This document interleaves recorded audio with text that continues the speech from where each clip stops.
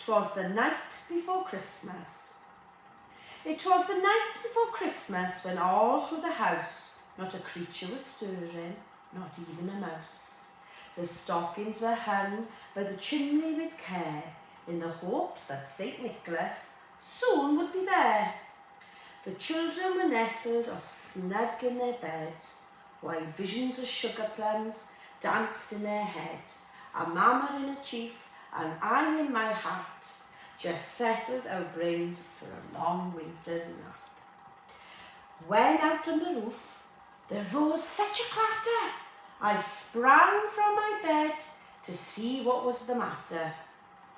Away from the window I flew like a flash, tore open the shutters and threw up the sash.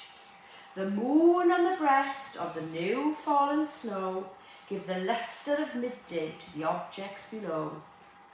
When what to my wondering eyes should appear but a miniature sleigh and 8 tiny reindeer.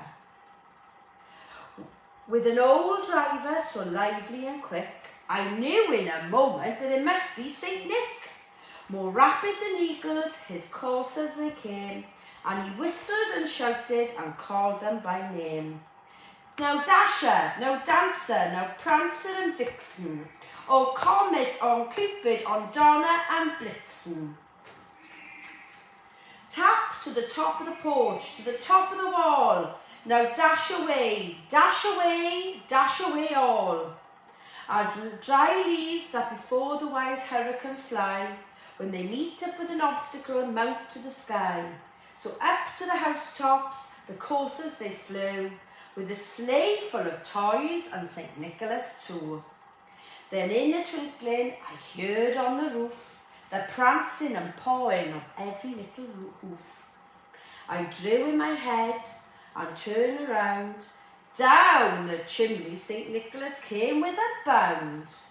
He was dressed all in fur from his head to his foot, and his clothes were all tarnished with ash and soot. A bundle of toys he had flung on his back, and he looked like a peddler just opening his pack. His eyes, how they twinkled, his dimples, how merry, his cheek were like roses, his nose like a cherry. His droll little mouth was drawn up like a bow, and the beard of his chin was as white as the snow. And the stump of a pipe he held tight in his teeth, and the smoke, it encircled his head like a wreath. He had a broad face and a round little belly that shook when he laughed like a bowl full of jelly.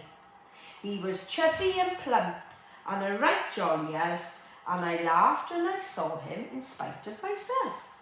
A wink in his eye and a twist of his head soon gave me to know I had nothing to dread. He spoke not a word, but went straight to his work, and filled all the stockings, then turned with a jerk, and lay his fingers aside of his nose, and gave a nod up the chimney as he rose. He sprang to his sleigh, to his team gave a whistle, and away they all flew, like the down of a thistle. But I heard him exclaim, he drove out of sight, Happy Christmas to all, and to all a good night.